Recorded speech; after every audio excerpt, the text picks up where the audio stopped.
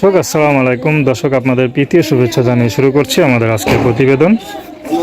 তো দর্শক, দেখতে পাচ্ছেন আমাদের সামনে এক আপু দাঁড়িয়ে আছে। আমরা তার জীবনের গল্পটা শুনবো। তো জানবো আপু কেন আমাদের ইউটিউবের মাঝে আসলেন, তিনি কি বলতে চান। আপু আসসালামু আলাইকুম, ওয়ালাইকুম আসসালাম। কেমন আছেন?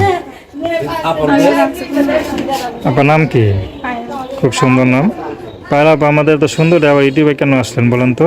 ইউটিউবে আসলাম ভাই, অনেকটাই কষ্ট থাকি তো আগে প্রতিবেদন করছি, কিন্তু সেরকম কোনো মানুষ পাই নাই, তো বিয়ে শাদী করে না, পাশে থাকে না। আমার পরিবারে কে কে আছে?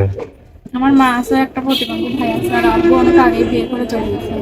আহ, তো যে এখনো যে ইউটিউবে আসলেন মানে কি জন্য আসেন, বিয়ে শাদীর জন্য নাকি সহযোগিতার জন্য? সেরকম কোনো মানুষ পাই, বয়স বেশি হলেও সমস্যা নেই, যদি আমাকে দুবেলা দুমুঠো খাওয়াইতে পারে, ডাল ভাত খাওয়াইতে চলবে, আর পাশে থাকতে পারে, 5 ওয়াক্ত নামাজ পড়াইতে পারে, সেরকম কোনো মানুষ হলেই চলবে। পড়াশোনা কত করছেন?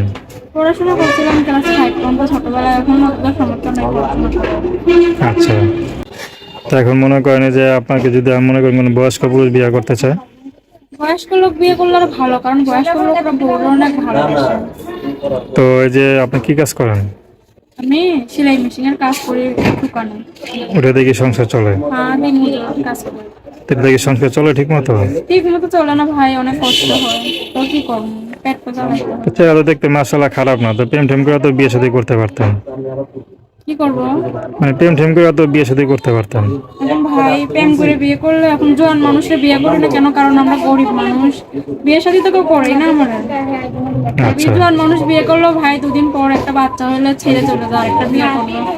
এই প্রতিবেদনে আসলাম যে আমরা দেখে শুনে সবকিছু জেনে শুনে আমার ব্যাপারে আমার দায়িত্ব নেই, সেরকম একজন মানুষ হলে, বয়স্ক হইলেও সমস্যা নেই। নাম কি বললেন? পায়েল।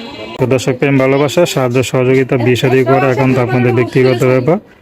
তো আসুন আমরা 5 ওয়াক্ত নামাজ পড়ি, সর্বদা দেশের সেবা করি। আসসালামু আলাইকুম।